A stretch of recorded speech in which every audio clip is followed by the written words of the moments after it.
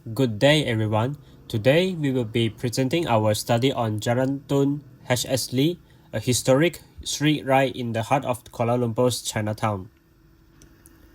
JALAN TUN H.S. is a living piece of history in Kuala Lumpur's Chinatown, known for its traditional shophouses, vibrant markets, and rich blend of culture and community life. However, today this unique character. So, what exactly is happening here? The unique identity of JALAN TUN's H.S. is fading, mainly due to three pressures: excessive renovation of historic buildings, the influx of foreign business creating a homogenized look, and tourism shifting the street's focus from locals to visitors. This puts the street's authentic cultural character at risk, a challenge we will explore throughout this presentation. So these are the observations that we made. Firstly, there are 200 old shophouses in Jalan Tun H.S. Some of them are well preserved or readapted into boutique hotels and cafes, while others have been cast into abandonment. Secondly, the Lee Rubber building's conversion into a boutique hotel replaced local-oriented, affordable, everyday Malaysian shops with high-value foreign-facing tourism and lifestyle businesses, changing the street from a community commercial zone into a globalized heritage destination. Thirdly, excessive tourism transforms Jalan Tun H.S. into a globalized heritage consumption corridor, pushing out local businesses, altering cultural identity, and replacing daily life functions with tourist-oriented commercialism. From the aspects that we observed, we generated the problem statement. The problem statement we are highlighting here is that the identity of Jalan Tun H.S. is slowly disappearing. This is mainly caused by rapid development and changing economic dynamics. Firstly, many historical buildings are being demolished or renovated without proper conservation, and modern structures replace them. This happens partly because there isn't a strong or comprehensive conservation policy. There is a growing influx of foreign businesses, and global brands enter the area, and many local shops shift their focus to tourists instead of serving local residents and traditional patrons. Lastly, excessive tourism also contributes to the issue. The rise in tourist numbers disrupts daily life for the community, traditional shops disappear, and even temples face damage due to heavy visitation. All these factors together cause the street's cultural identity. Our aim is to propose strategies that balance tourism and cultural preservation. The research was conducted through site observation, visual documentation, and literature review on heritage conservation practices.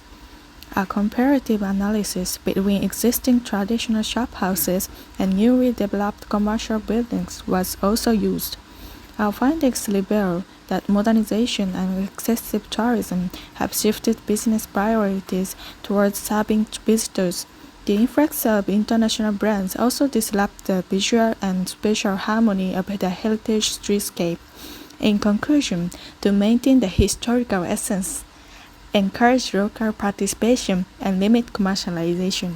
Our research was conducted through three primary methods. Photography, we focused on the visual aspect and took photos while walking the street to capture the physical changes. Site visit, this focused on the experience of the street and documenting the various activities.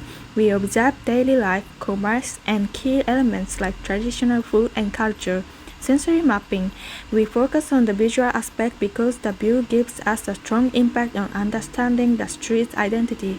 This mapping technique allows us to document key cultural landmarks and businesses. Jalan Tun H.S. is losing its heritage identity due to three issues: demolition and renovation of old buildings, influx of foreign businesses, and excessive tourism. The first one is about architectural factors. Modern replacement and weak conservation policies are eroding the street's historical character. So this leads to the first research questions on how can adaptive reuse and heritage policies be implemented effectively. And the second one is about business factor. International brands are replacing traditional shops and shifting the commercial identity towards tourism. And this leads to the second research questions on how can local and foreign businesses work together to protect the street's identity. And the last one is about community tourism factors. Tourism pressures cause price inflation, commercialization, and displacement of locals.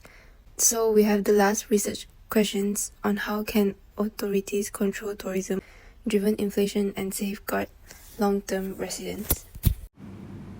For research question 1, we'll look at how adaptive reuse, heritage policies and context-sensitive planning can help preserve the architectural character of Jalan Tun H.S.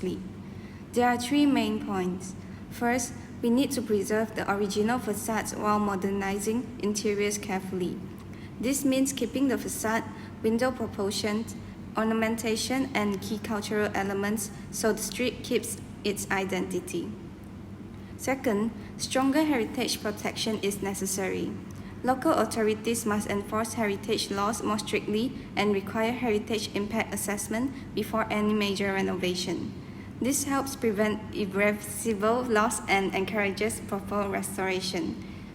Third, new developments must respect the existing character. Any new or infill building should match the scale, materials, and rhythm of the shophouses with clear guidelines on height, massing, frontage, and signage. In summary, preserving Jalan Tun H.S. depends on keeping the heritage facade, enforcing protection policies, and ensuring new developments blend with the context. Now, I will pass it to my friend for research question 2. For research question number 2, we are going to look at how can local business owners and foreign business entities go hand in hand to preserve the street's identity. Authorities can limit the number of international brands by setting a maximum number of foreign businesses through licensing, so that local shops can continue to thrive. New lots should prioritize local tenants, while international brands are only approved if they adapt their products, interiors, and marketing to match the street's heritage character. Authorities can also use soft zoning to designate certain blocks for local and traditional shops. This helps maintain the street's cultural atmosphere and ensures design and signage guidelines preserve a consistent visual identity. Finally, it is important to reward businesses that support local culture. Offering recognition, reduced fees, or promotional opportunities to shops that preserve tradition encourages businesses to protect the street's identity. Promoting local products and cultural participation further strengthens the connection between the community and the street.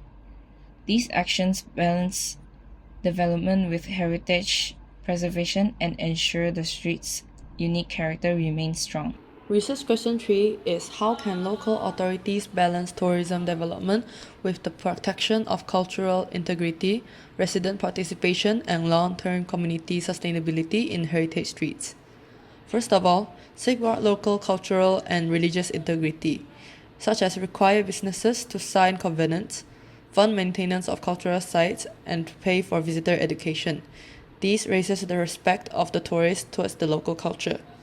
Next, include residents in commercial decisions, mandating a heritage street council, and require the prospective commercial tenants to submit a short social impact statement. It's important for them to raise their awareness of what's happening among the street. Another potential solution is to establish community-based tourism ownership models. It requires a percentage of new tourism business revenue to be shared with a local CBT fund that pays for long-term residents. It encourages them to contribute to the local tourism by being tourist guides or opening traditional shops. Finally, implement sustainable heritage tourism management. Managing core heritage zones with limits on new tourist-oriented commercial permits and maximum visitor capacities per day is very important to maintain the sustainability of the heritage tourism among the street. To wrap up, our study finds that preserving Jalan Tun H.S. identity requires a balanced approach. This means encouraging adaptive reuse of buildings, strengthening heritage policies, involving the community in planning, limiting international branding, and promoting sustainable tourism. It is about making sure modernization doesn't erase history. We believe that with thoughtful strategies, like the ones my teammates had discussed, this street can thrive without losing its cultural heart. That's all for our presentation. Thank you for listening.